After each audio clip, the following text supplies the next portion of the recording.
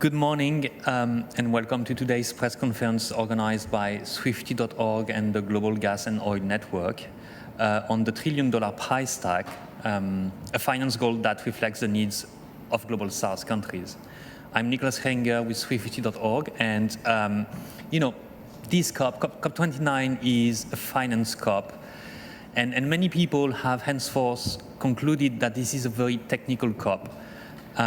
It is actually a very political one. Climate finance is at the core of both climate justice and our ability to fulfill the ambitions of the Paris Agreement.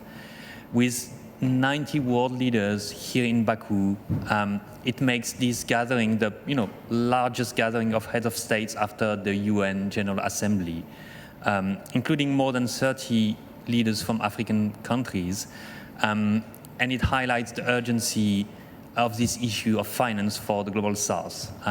So it could not be more evident that this is a very important and political COP. The problem, however, sits with the Global North. You might have heard yesterday, President of the European Council, Charles Michel, claimed that the EU 31 billion contribution to climate finance represents more than the EU's fair share. At the same time, the G77, which represents 4 out of 5 people worldwide, rejected the current proposal as wholly insufficient, demanding a significant increase to $1.5 trillion actually, which is over 40 times what the EU considers being equitable. So why this target? And what for is what we are going to discuss today with this panel, starting with Bronwen Tucker from Oil Change International. Over to you, Bronwen. Thanks so much. Good morning, everyone. I will cover the kind of scale of needs and also a little bit on proving that rich countries can pay for it in public funds. And so just to start, just to say the excuse that Canada, where I'm from, and our peers cannot afford to pay public money to stop climate breakdown and save lives is a fiction. This is an excuse nearly as old as the UNFCCC, and aside from maybe the fossil fuel industry itself, it's the biggest reason that we're sitting in 2024 with flooding all over the world, continued fossil fuel expansion, and record fossil fuel profits. And it's also the same excuse that our governments in the global north use at home to say that we can't address crises at home. And so the excuse in Canada that we can't pay to phase out the oil sands or have clean drinking water in Indigenous communities. And so just to say, pursuing the measures that will raise the public money for the NCQG will benefit all of us, and paying for the money that we need for the NCQG will benefit all of us, except for a very select few billionaires and fossil fuel CEOs. So on this scale, the needs determination literature is not without biases and limitations. I would say this is a very, very conservative minimum, that it says that at least $1 trillion per year in grants and grant equivalent finance is needed for the new climate finance goal. And that's at least $300 billion for mitigation, $300 billion for adaptation, and $400 billion for loss and damage. I'm happy to speak to press after this to talk about some of the background studies behind that number. We are seeing in the across G77 country positions also asks all around this scale. And I would, really just underline it is a conservative share and so we have also the kind of rights-based constituencies of the UNFCCC calling for $5 trillion a year in public grants, in public grants, and that's also much closer to the kind of overall climate debt. And I guess maybe just to give an example of some of the costs and limitations here, there's only one current study on the cost of what a fair fossil fuel phase out would be, and that's $243 billion per year in grants, which, if you remember that I said the mitigation would be 300, that doesn't leave very much for clean energy build out and all the other things that we know need to happen. And so that's just to give a taste of $1 trillion is really not the eye-watering sum that the US and other rich countries are making it out to be. And maybe just to close off on showing that we can pay for it. There really is no shortage of public money available for this. It really is just a lack of political will. And so Oil Change International has put out analysis showing that rich countries, Annex II countries, can raise well over $5 trillion a year for climate action at home and abroad. And so we focused on the things that are doing the most harm in their current economy. There's measures beyond that we could go to, but things like ending fossil fuel handouts, making polluters pay, taxing the super rich, cutting military spending by 20%. And there's also we can point to some of the examples where there is really momentum for these measures. We know that everything I just named is actually politically very popular, and so and we are seeing new multilateral alliances working together to try to make those happen. So yeah, I will leave it at there for today, and maybe just to say, yeah, for rich countries, there really is a legal and moral obligation to do this. It is not charity. Thanks a lot. And I mean, behind the discussions on acronyms, commas, brackets, and trillions, it's about justice, it's about life. Joe Sikulu from the Pacific Climate Warriors and Swifty.org, how does it impact your day-to-day work and organizing? Thank you, Nico. I'm so grateful to be here today to share some remarks on behalf of the constituencies I serve and the communities that I work with, and especially on a day like today that is Indigenous Peoples Day. And so I just want to start by acknowledging all of the Indigenous people who are present here today, and also all of those who are working to hold the line on everything that is happening on the inside. One thing I know to be true is that finance is the greatest barrier to the resilience of our people, but it also is the biggest opportunity. Finance is that bridge to climate action, and it is that bridge to climate justice. When we think about the impact the crisis is having on our islands, we see the increasing disasters that are intensified and exacerbated by the rising global temperatures. We see the reality every day, intensified storms, heat waves and drought, and changes in our agriculture and marine environment. Every single facet of island life has been impacted by the climate crisis. Year after year, we attend global negotiations pleading for the world to hear our voices. We've built strong movements off the back of our stories. We organize, we're a moral voice. We have led this world through this climate crisis for decades by always pushing for the most ambitious of targets, thinking with innovation, and being the most courageous to stand up and be the first when it is needed. Nation after nation in the Pacific, we have developed roadmaps for reaching 100% renewable energy, national adaptation plans, and strong nationally determined contributions, as well as visions for where we need to take our islands, and still in our villages, on our islands, our people are left behind. Finance is the greatest barrier to the adaptation and resilience of our people in the face of this rapidly changing climate. And it's not just a challenge to hold governments and corporations accountable to the climate finance commitments they make, it's also a challenge to access the funds when they're made available. Sometimes they're given wrapped with a lot of red tape, or as loans that drive us further into debt. These finance mechanisms aren't created with the people they should serve in mind. What should be mechanisms of empowerment and agency for our people are instead just another way for the global north to continue the stranglehold on the global south. So where does this leave us? As we face an uphill battle to secure finance, but also hold nations accountable to the impacts they had on this crisis. Where does this leave a region like ours that has contributed the least to the climate chaos, but faces the most harsh of impacts? Where does this leave our communities who are fatigued from fighting, from reliving the trauma of their realities every time they advocate for their needs? It's like a David and Goliath story, and it's very overwhelming to think about the magnitude of the scale of finance that is needed to transition this world and to make safe our islands. And it's sometimes overwhelming to think about our communities who are rebuilding from disaster, still displaced, still facing relocation and unsure of our futures. And it's overwhelming until you see the resistance, the resilience, and you're part of that. And I'm not talking about the resistance that we're used to in terms of getting out there on the streets and shouting our voices out into the world and holding inspiring actions, huge acts of public disobedience. Instead, it's a kind of resistance that sees us challenging systems and being innovative and answering the call of our people by creating our own finance models and mechanisms. Finance is self-determination.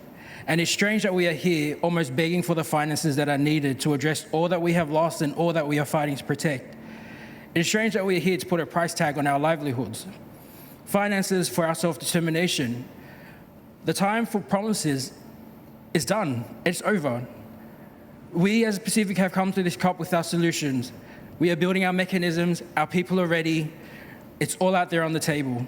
And our message across this COP is going to be clear.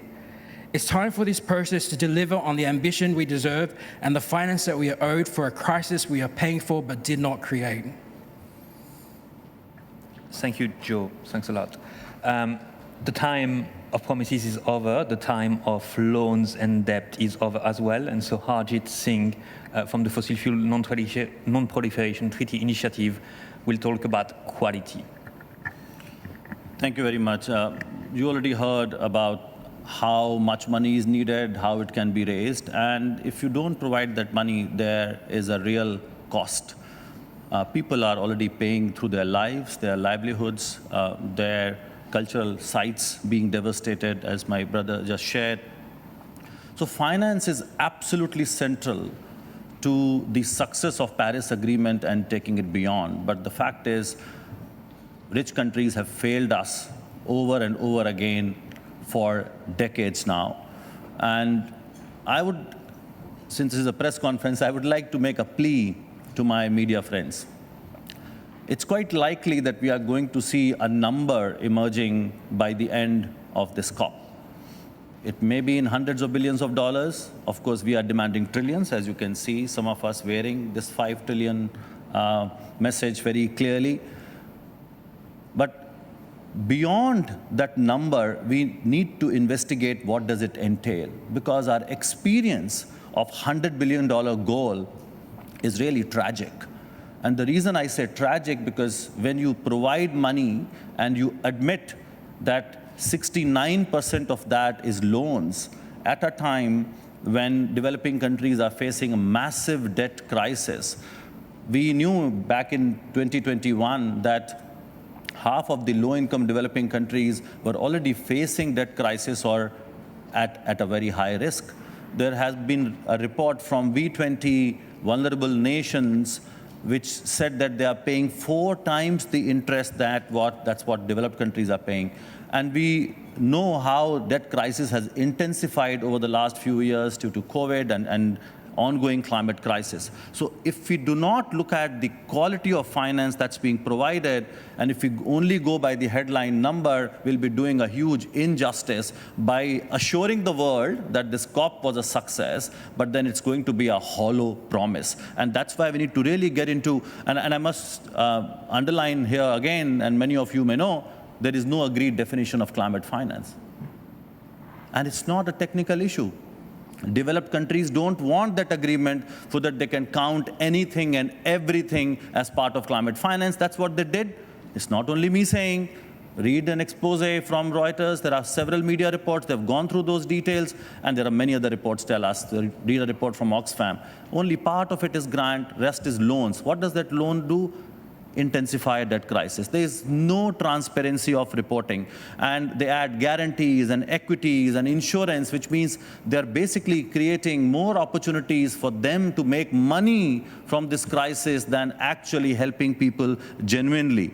And this money is also not new and additional. So many of the pledges that you are hearing coming from countries, they're moving it from one pot to the other, which means money that was going to adaptation, was going to education, health, is now going to go for climate because we have increased pressure on them to provide money. And what we always demanded was new and additional. There's also an issue of double counting. There's also issue of greenwashing.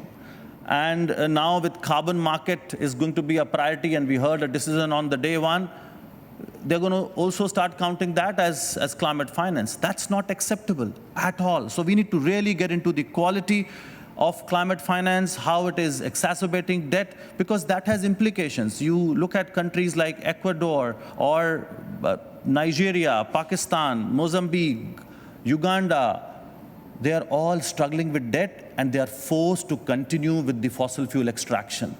which means if the quality of finance is not right, it's going to exacerbate the crisis because we are leaving those fossil fuel producer developing countries on their own, and they have no option but to extract, which is going to further increase the problem. And that's why we, as part of Fossil Fuel Non-Proliferation Treaty Initiative, are putting debt cancellation as one of our key demands. Unless we look at the debt issue, we will not be able to make a just transition away from fossil fuels, and that is absolutely central. So we have to look into the quality of money and put pressure on developed countries who unfortunately are here looking at it only as a business opportunity. And if you look at the examples that I shared, how they are pushing for loans and guarantees and insurance, they're not looking at it as a real crisis where we are in this together, and they have a huge role to play because of their historical responsibility. So again, I'll reiterate, we are looking at $5 trillion target, $1 trillion in grants, and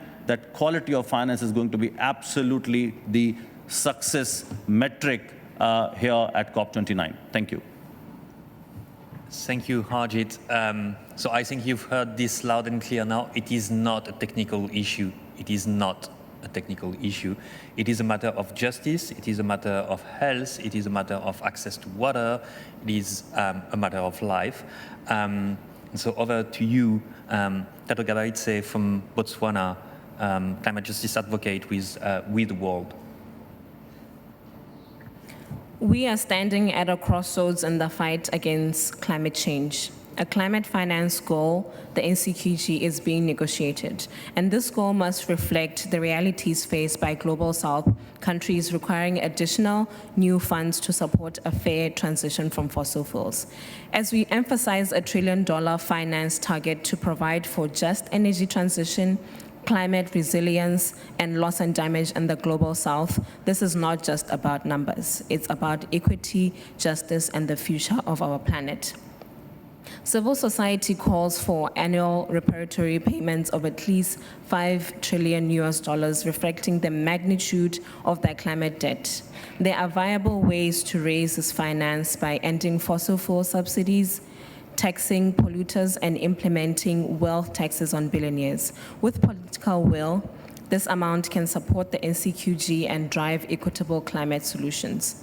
This finance must come as grants and grant equivalents to avoid further debt dependency among Global South countries, prioritizing sustainability over temporary relief. Civil society is advocating for at least $1 trillion annually in grants to empower economically emerging countries, and this funding will support mitigation, adaptation, and critical loss and damage responses. With adequate finance, Global South countries can expand renewable energy infrastructure and adapt to climate impacts, unlocking ambitious climate commitments in 2025 and building resilience in vulnerable communities. Currently, Africa possesses 40% share of the world's renewable energy potential, but receives about 2% of global investments towards the expansion of its capacity. Many Global South countries face a vicious cycle of debt and disaster, preventing them from building resilience and financing renewable shifts. Breaking the cycle requires debt restructuring and renegotiating terms to free up resources for adaptation and sustainable energy investment. Institutions like the IMF must consider debt relief as a climate action tool rather than extending fossil fuel dependency. We are calling for fair access and equity. The NCQG must reflect equity-based commitments with accessible grant-focused financing, transparency, and accountability to ensure that climate finance is transparent, equitable, and reaches communities on the front lines of climate impacts, and supports local voices and sustainable pathways through inclusive, well-allocated funding can enable local communities to lead in resilience, mitigation, and sustainable transition. A $1 trillion finance goal is an investment in a just, equitable future. We call on wealthy nations to deliver their fair share by ending fossil fuel subsidies, enabling grant-based financing, and supporting a people-centered climate response. Thank you. Thank you very much. We have some time for questions from the floor, if you have any. I see one hand raised here, so please.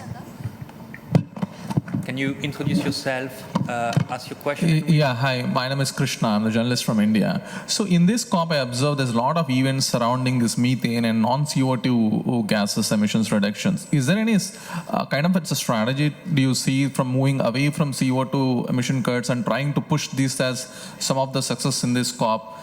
Because even in the morning there was a press conference saying that to cut the NO2 emissions, where the majority of the emissions come from the agriculture sector. This is a red line for many of the developing countries. So where do you see this coming? Any other question? We can take a few and then we will get to the answer. There's someone at the back and then someone at the front. Thank you. Kjetil Alstheim, Norwegian journalist. You've been talking about wealthy nations, rich nations, Annex II nations. What role do you think that China should play in climate finance? Okay, we'll take questions two by two because otherwise that's too complex to follow. So Harjit, do you want to give it a shot? Yeah, I can respond quickly. So, of course, we all know that methane is far more potent than carbon, and we all know that it could be a low-hanging fruit. But we have also seen a challenge where countries like the US and other fossil fuel-producing countries, where methane is actually attached to extraction, has come out as a priority from their side, but they are also trying to pin down developing countries who have an issue with methane because of agriculture, and that's why many developing countries are not coming on board. But it puts a actually big question mark on developed countries who are trying to, on one hand, champion the methane pledge, but their fossil fuel extraction is increasing. If you're increasing your fossil fuel extraction where methane is tied to that, how are you going to meet that pledge? So we know it becomes a tactic to say that they are leaders, but actually put developing countries in a dock. So we don't see genuineness in that. Although technically speaking, we absolutely have to reduce methane emissions. But when developed countries talk about it, which have a very bad track record of fossil fuel expansion, there's a big question mark on their intention itself. And that's why developing countries are not getting on board. Harjit, do you want to take the other one? Yeah, just to add, so on the issue of the contributor base is absolutely being used by Canada and the US and our peers as a distraction from the question at hand. If you look at the historic responsibility and the kind of per capita wealth of countries, there's very few, and it does not include China, that would come into play. And you can look at the kind of current Annex II list, and there's a good study showing that that's 70% of historic responsibility for that the current Annex II countries make up 70% of the historic responsibility for climate emissions cumulatively. I can look up the exact year that's since, if that's helpful. But basically, there's a large body of literature showing that this is the list is mostly correct. We have the largest polluters by far on the list, and so how we see rich countries using it in the negotiations is much more as a distraction and as a way to hold up an agreement and actually being on the hook for the money. I think if they were really negotiating in good faith, I think the best strategic way, if they really wanted to get new countries on board, would be to show that they're willing to pay their fair share, and instead we're really seeing it as a delay tactic. So from one perspective, it looks quite genuine that, yes, let's add more developing countries to the list of contributors. Which we need to investigate that a little bit more. First, as Bronwyn said, that historical responsibility remains with developed countries. The climate crisis that we are dealing with is not the result of emissions of the last 30 years. Of course, they're going to cause crisis. Of course, they're going to fuel it further. But the primary responsibility remains with developed countries. Question number 2, have they paid their fair share yet? You want to add more countries. Have you done your part? And you say, we did our part, and the gap is so big. Can you please come because your emissions have also gone up? You don't pay your fair share and add more countries. That's not acceptable. So once you have done that, and then if you want to add China and Gulf countries, it's fine. But you need to calculate your cumulative fair share, what you have done so far in terms of providing money, and then you add countries. You can't bring that forward and say, unless and until You add new countries, we are not going to be providing money. If that's the case, then why did US provide $17.5 million for loss and damage fund when UAE could put $100 million? So there is an example that this is a bogus argument that they are putting, even if developing countries, and there's also studies that say, if you actually calculate the fair share, new countries will not be contributing more than 8 to 10%. So majority of share of finance remains with developed countries. We need to understand that. You look at it from a moral argument, from a legal argument, from a technical argument, it just fails when developed countries say add more contributors. Thank you, Harjit. We have at least 2 more questions, one at the front here. One question at the front, yeah, please, thank you. And then the person with a hat at the back.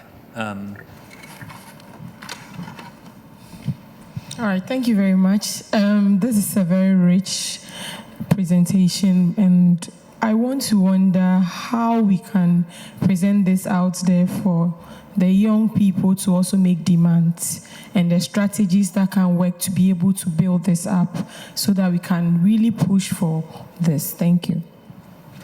Thank you. Let's take that question and then we'll get to answer.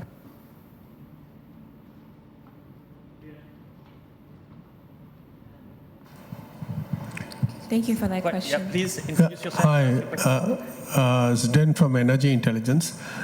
Yesterday there was a ruling in Europe where Shell was partially absolved of that, adhering to 45% of the emission rule, which was passed by a previous court in Netherlands 3 years back. So yesterday the appeals court dismissed the decision of the previous court. So isn't it a big setback for climate change in a way, because it kind of absolves corporates from adhering to the Paris Agreement? Thank you. Tato, do you want to? Yeah.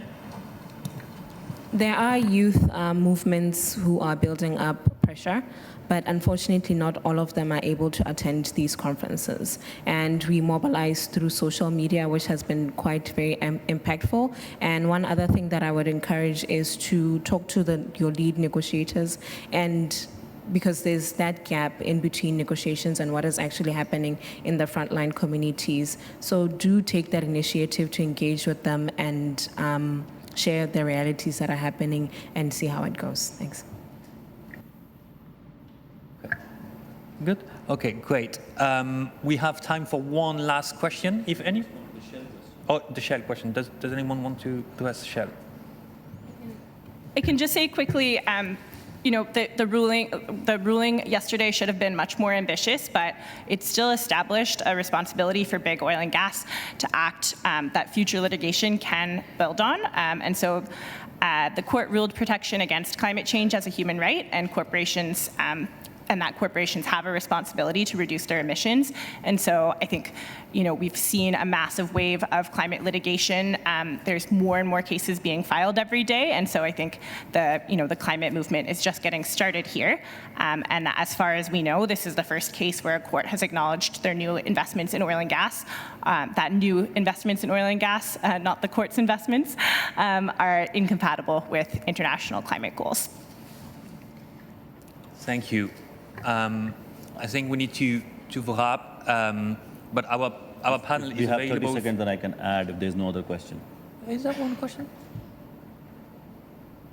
Any question? No.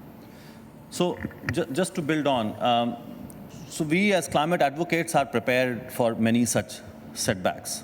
But I think the important point is that the social license of Shell has been taken away. That is most important. The world knows what these fossil fuel companies are doing and what industry has done for over the last 50 years to prevent any action. And this is where, in response to your question on what young people need to do, is to mobilize and actually talk about how these companies have caused the problem and how they have governments in their pockets. And once we do that, we need that movement ground up, which is going to demand accountability. Lawsuits is one of the tools in our advocacy toolkits, but what is going to sustain is public pressure and that movement building, that and organizing, which is a long-term thing that we need to be doing. And that's what is going to bring a real change. Because one achievement we have, and then if we leave it, or there's a setback, then everything is going to go away. So the sustaining that momentum has to be ground up. Thank you. We need to wrap now. Our speakers are available for interviews. And given that the World Leaders segment is ending today, there will be actions inside from tomorrow on, beginning with actions on finance. So stay tuned and watch out for these actions as well, because that's also how we, civil society, voice our demands and expectations. Thank you very much.